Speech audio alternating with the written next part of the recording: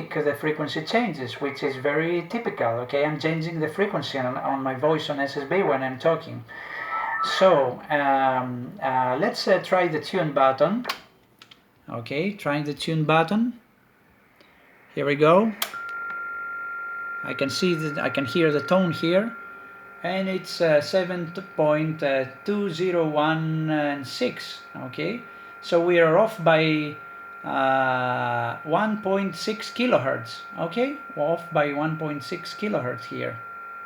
And to demonstrate you that this offset is not dependent on the frequency, on the band that is set on this transceiver, or even the mode, what I'm going to do is I'm going to switch to upper sideband, and I have switched to 14 megahertz, 14.2 megahertz actually, and here tune the amplifier, and again switch to 14.2 megahertz on upper sideband, and just again transmitting with a microphone 1 2 3 4 5 1 2 3 4 5. I'm perfectly tuned here, so I now switch back to the tune position. Okay, and we are off by 1.6 kilohertz.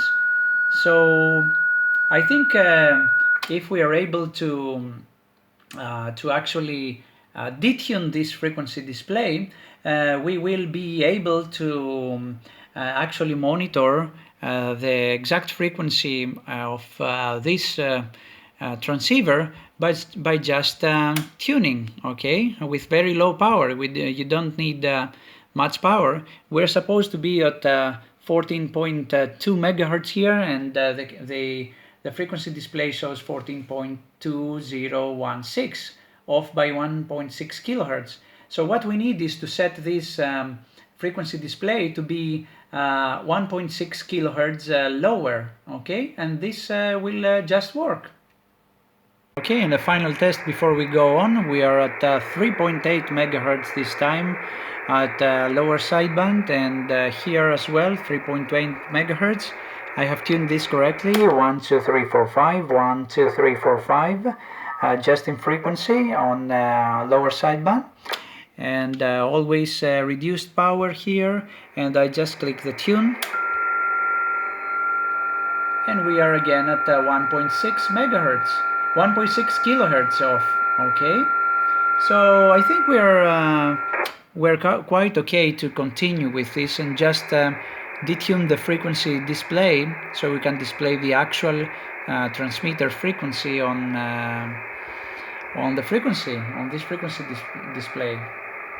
Okay, we're here on the bench, and the way to open actually this display is to unscrew the screws below these 4 legs, and then it should slide up, slide backwards, I would say, slide backwards, and remove this casing here. So let's do this. Slides out. You see another piece of aluminum metal here that is used for shielding, because this is a frequency counter inside, and so it has to have some kind of shielding if it's not to be interfere with the rest of the circuit. So here we go. Here's the frequency counter, and as you can see, this was very common back in the days. You had to use lots of TTL, integrated circuits, to do the job. And when I got this counter, some of the digits did not work, and I had to replace 3 of the display drivers here. These are replacements, fine replacements, ceramic ICs. Okay, all the rest, the original ones are plastic, and I can see some ceramics here as well.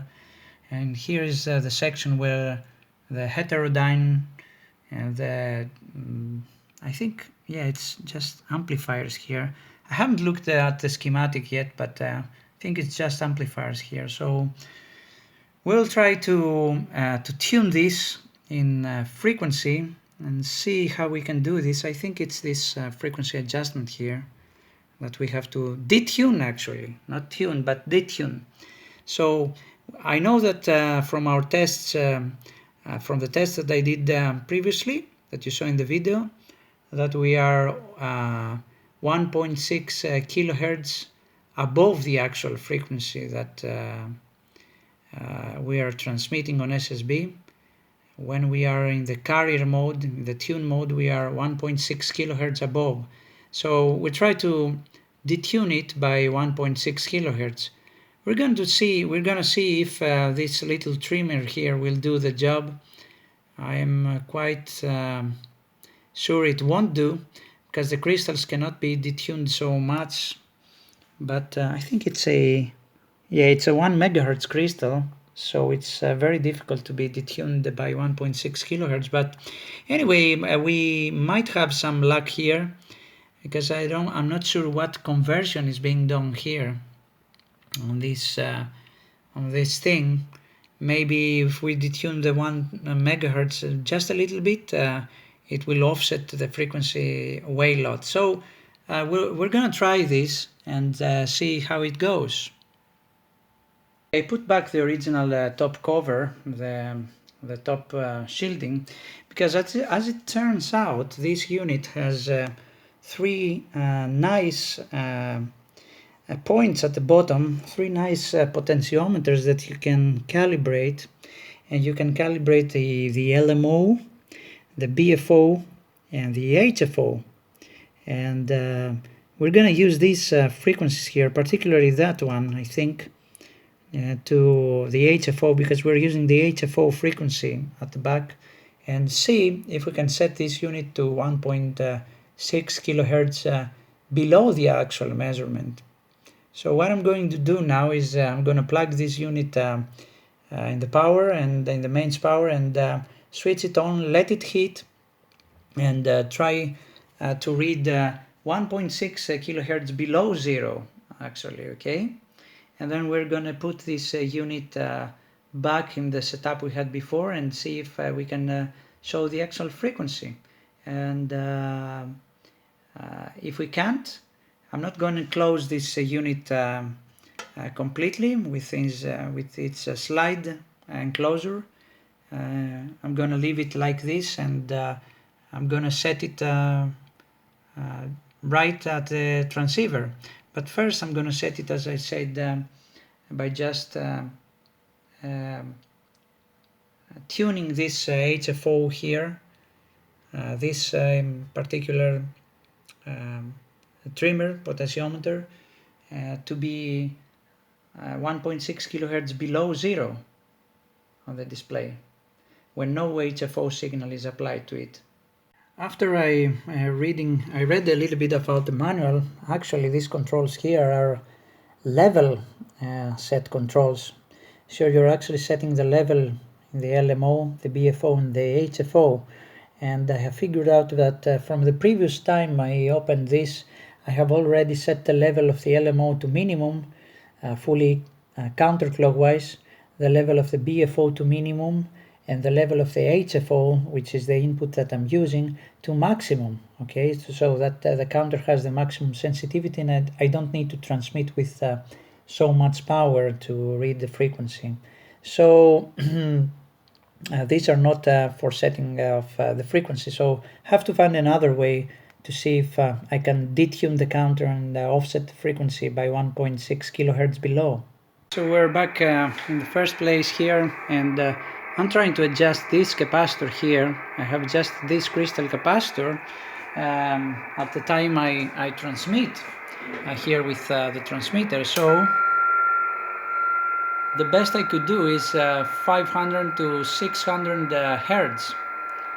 Okay, we were at 1.6 kilohertz below, and now we are at 500 to 600 hertz. So we're still at 500 and 600 hertz off, okay? And the frequency display still displays zero on no signal, which is nice. So I'm thinking that I might have to replace this little capacitor with another value, but let's see the schematic first. And from the schematic, it turns out that this capacitor is located, where is it, the variable capacitor? Let me zoom in a little bit. And yeah, here's the frequency adjust capacitor. Let me zoom a little bit more. Here it is, the frequency adjust capacitor. Okay, this is C31, and it goes from 2 picofarads all the way to 16 picofarads. Now I assume that if you want to set a bigger offset, you have to change this. You have to change this capacitor anyway if you want to achieve different offset. But I hope that it just needs a bigger capacitor than 16 picofarads, because this will be good then. I could even put a small series capacitor with it and not change it at all. But if this requires a smaller capacitance than 2 picofarads to be able to be shifted 500 to 600 Hertz lower, then we'll have a problem, because this is already 2 picofarads there, and we can't go much more further. Maybe go down to 1 picofarad, but that's it. And actually the frequency here, as I change this capacitance, the C31, as I change it to a larger value, it should make this chip here oscillate at lower frequency. So I'm not sure if a higher or a lower capacitance will do, but we're gonna figure this out. I'm gonna maybe remove this capacitor and put a bigger capacitor there and see how it goes. Okay, I think I have a bad luck here, because those kind of capacitors is exactly the same type as this one. Let me focus a little bit.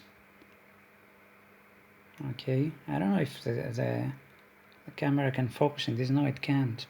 So basically what you have here, okay, is let me take a tweezer so I can explain it to you better.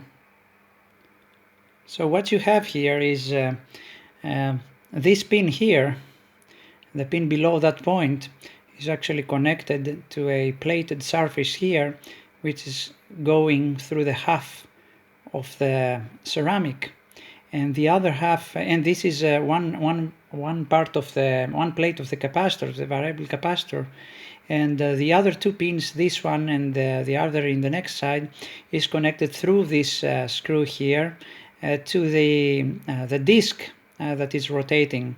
And at this point, this disc is set to minimum capacitance, because the plate of the capacitor below and the plate of the capacitor above this ceramic, this brown ceramic, are far apart as possible. And it's also the case here with this capacitor. I have set it to minimum offset, and now there's minimum capacitance there. So it seems like if we want to improve the offset even more and to set a lower offset than 500 600 Hertz, we have to use less capacitance.